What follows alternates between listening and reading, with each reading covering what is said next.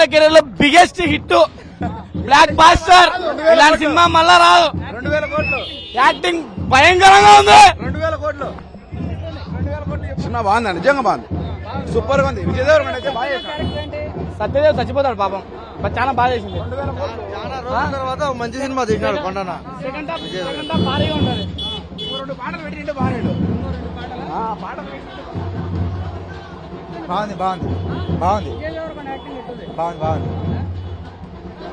Cinema అయితే mind blowing. ఒక్కొక్క shot, second half climax అయితే హైలైట్.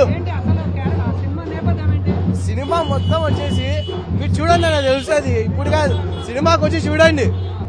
హైలైట్ ఉంది సినిమా. సూపర్ ఉంది భయ, బాగుంది బ్రో, బాగుంది.